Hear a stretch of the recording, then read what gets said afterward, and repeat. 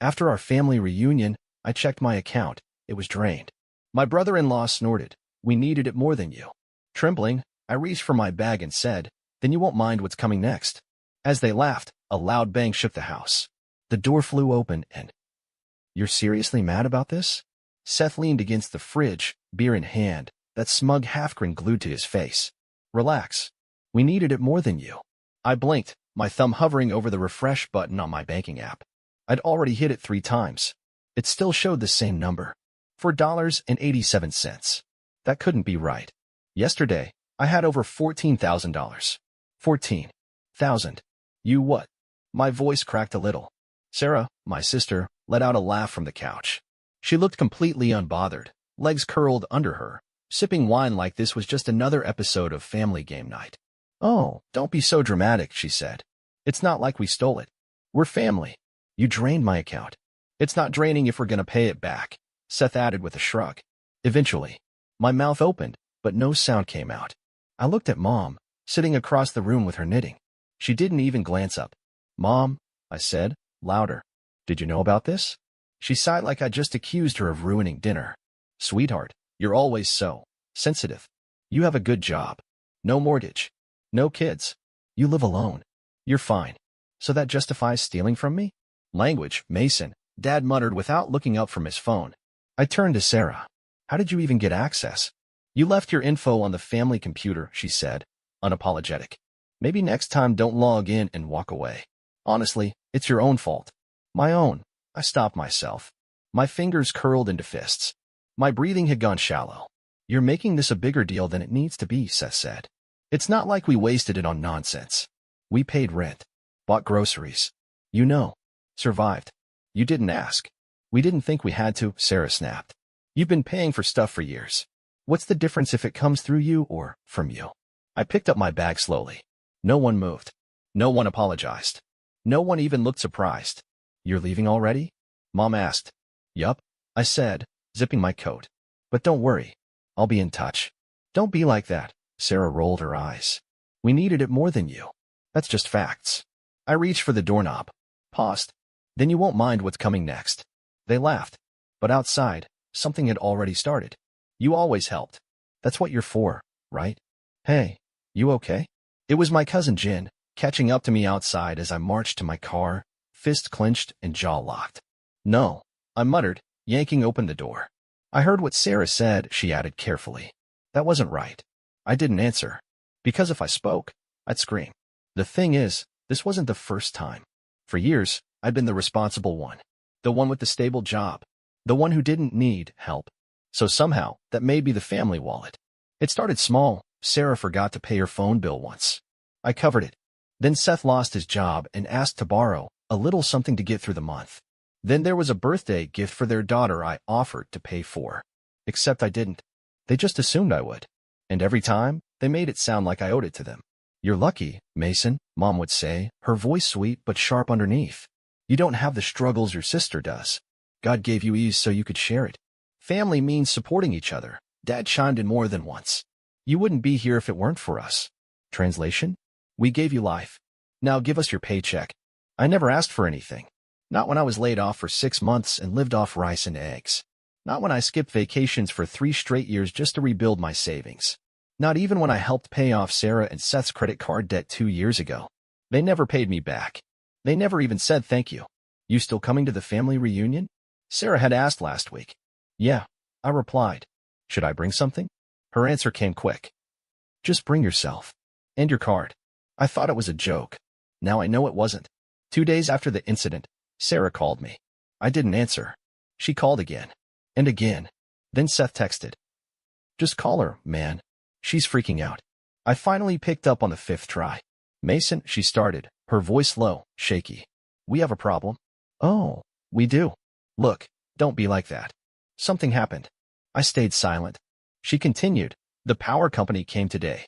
We're behind on the bill. Like way behind. And they're threatening to shut it off if we don't pay by Monday. So? She paused. So, we need your help. I laughed. A short, bitter sound. You drained my savings, and now you're asking for more? It wasn't just for us. She snapped. We used some of it to help Mom and Dad too.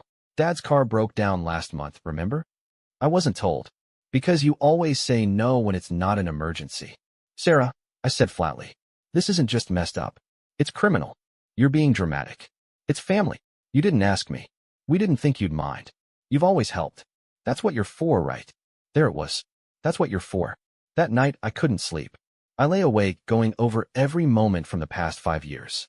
The favors. The small transfers. The way Mom always said, you're the strong one. The way Sarah rolled her eyes if I hesitated for even a second. They never saw me as a brother, a son, a person, just a resource. 3 days later, Mom called. We need to talk. She didn't ask how I was. She didn't ask about my job. She didn't even ask about the missing money. We're planning a family dinner. Just us. Come over tonight. My stomach dropped. What's this really about? Mason, she said, her voice low. You've caused a lot of tension. I caused tension. Still, I went. Part of me wanted answers. The other part wanted to see if they'd even bother pretending to be sorry. They didn't. When I walked in, Sarah was already there, arms crossed. Seth sat beside her, looking bored. Mom was in the kitchen, Dad flipping through the mail like nothing had happened. So, Sarah started as I sat down. Are we going to act like adults or what? Depends, I said. You ready to confess to felony theft? She scoffed. God, you're so extra. It wasn't theft. It was family money. You always help. We needed it. Seth nodded. You can spare it. So why the drama? I didn't give permission. You didn't say no either. Because I didn't know? Details, Sarah muttered. I turned to Mom. And you're just okay with this? She looked away. We all agreed. You've always been the one who could handle it. No one even thought to ask. We trusted you, Dad chimed in. Trusted you to do what's right. I stood up. And what's right? Letting you steal from me while smiling to my face. Stop saying steal, Sarah shouted. It was for the family. Then you won't mind when the family deals with the consequences. What does that mean? Seth narrowed his eyes. I didn't answer. Not yet. You don't get to cry now. When I stepped inside the house, everyone was already there. Mom was setting the table, clinking plates louder than necessary. Dad sat on the couch flipping channels like this was a normal Thursday night. Sarah stood by the window with her arms folded, jaw tight. Seth lounged at the end of the table like he was about to watch a game, not face the consequences of draining someone's life savings. Well, look who showed up, Sarah said dryly. I dropped my bag near the door without a word. Let's just get this over with, I muttered. Good, Seth grinned. Maybe we can finally stop pretending you were robbed. I was robbed. I sat down. That was the cue. Mom cleared her throat. Mason, we know you're upset. But you have to understand, we were struggling. We didn't have any other options. Sarah and Seth, they were drowning. And you, Dad added. You've always been the stable one. We knew we could count on you. You didn't ask, I said, voice cold. You took. That's not family. That's theft. Sarah rolled her eyes. You're being so dramatic. We didn't spend it on crap. We used it where it mattered. No. I reached into my bag, pulled out a printed spreadsheet, and slammed it on the table. $1 for $72 on makeup, $900 on takeout, $2,300 to pay off your car loan. Seth, didn't think I'd check. Seth leaned forward, face darkening. You went through our accounts? Oh, I did more than that. I opened my laptop. The screen lit up with a neat, color-coded breakdown. Every charge, every transfer, all traceable. I compiled every transaction. I filed a fraud report. And guess what? They got back to me. Sarah's eyes widened. You didn't. I did.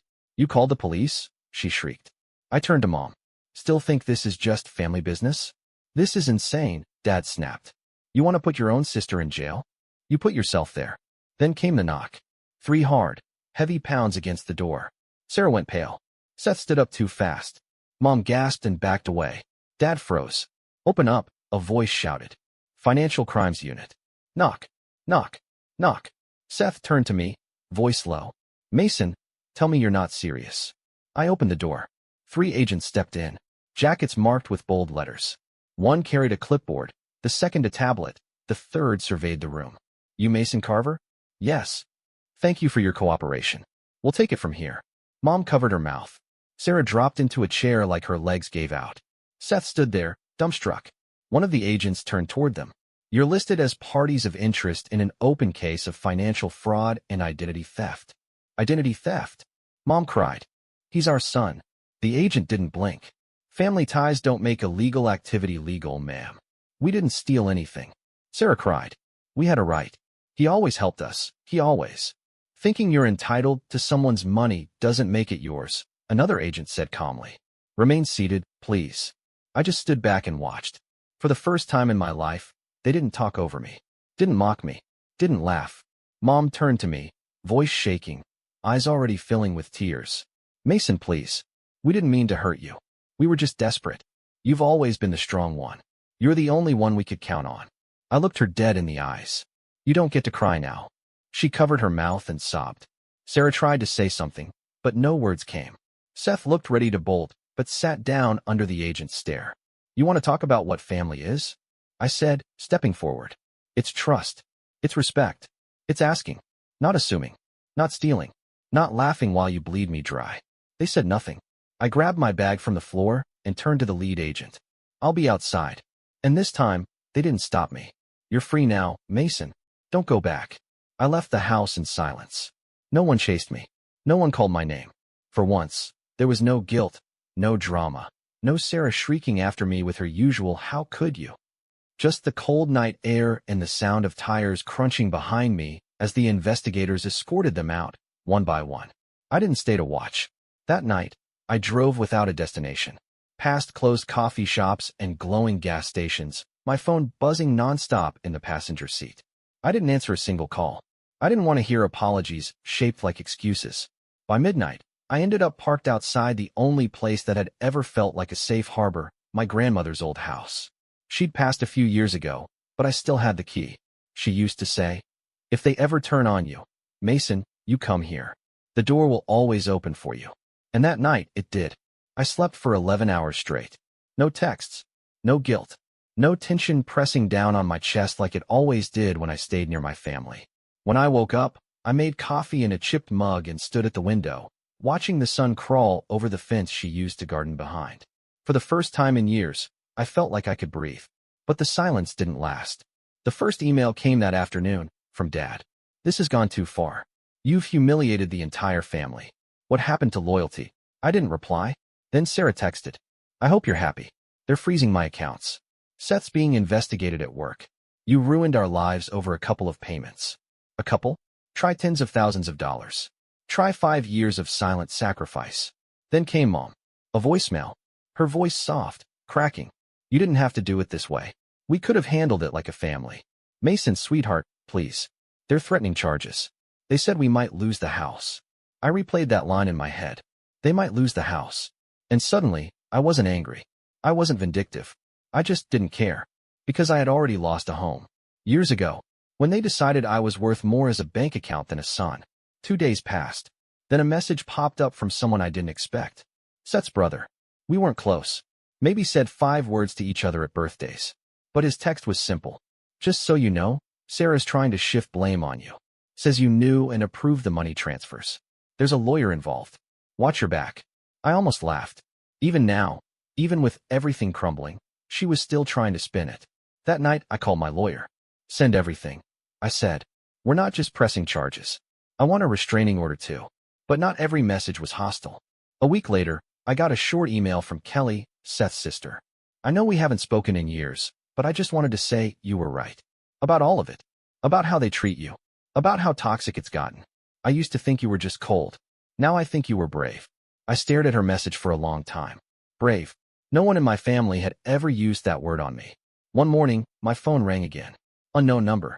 I almost declined it, but something told me to pick up. Mason. The voice was small, hoarse. It's Sarah. I didn't say anything. She kept talking. Look, I know I messed up. Okay. I went too far. I didn't think it would go like this. Seth's been suspended. Mom won't stop crying. Dad won't even speak to me. And you? She hesitated. You always had the power to ruin everything. And you finally did. I didn't speak for a moment. Then I said flatly, I didn't ruin anything. I just stopped letting you walk over me. Silence. Then, can you just stop it now? Drop the charges. Please. I'll do anything. Just make it stop. I almost felt something.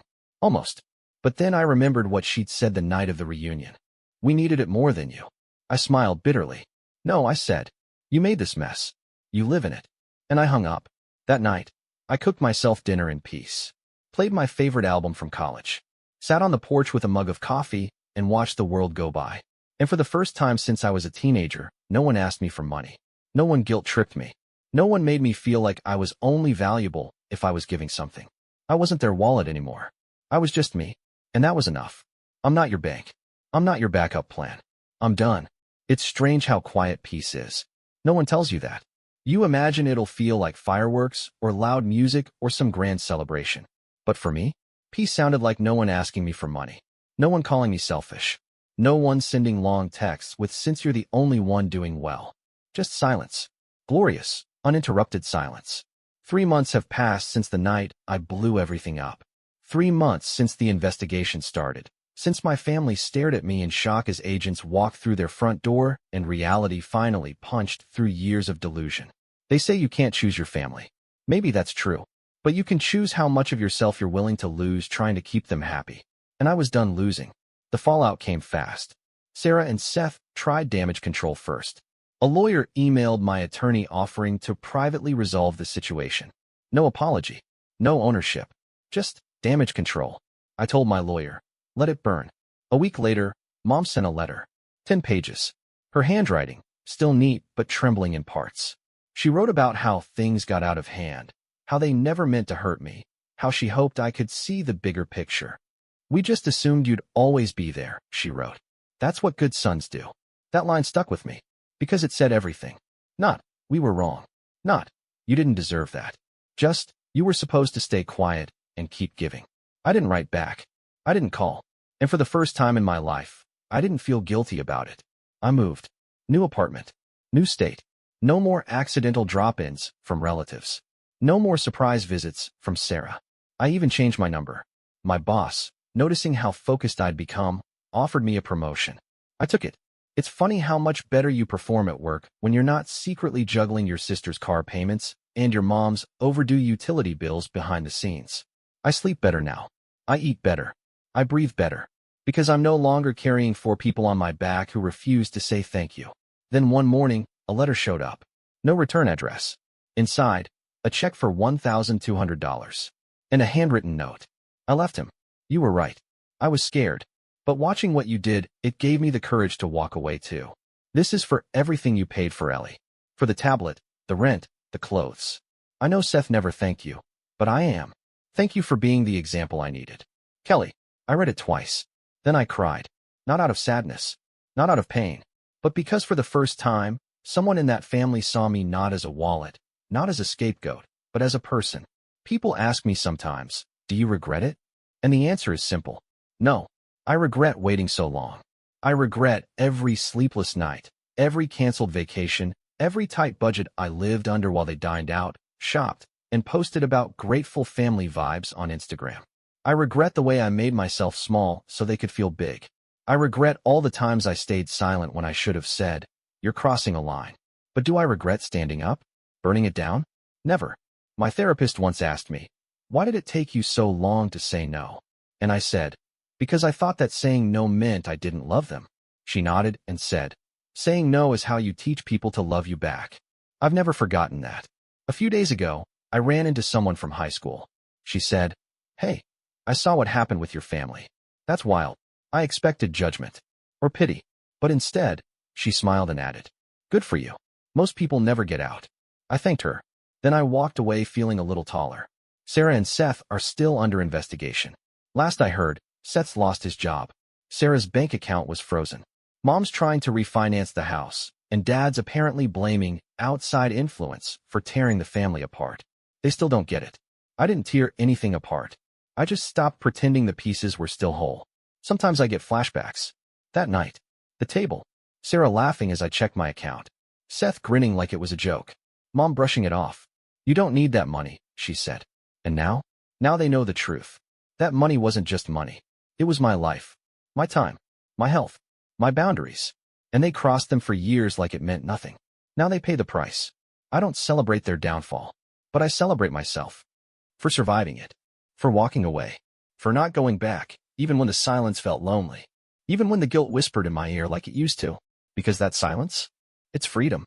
So if you're reading this and you've been the strong one, the responsible one, the good son or good daughter who's expected to pay and never say a word, let me tell you what I wish someone told me. You don't have to set yourself on fire to keep others warm. You're allowed to stop. You're allowed to walk away. And when you do, you don't lose a family. You find yourself.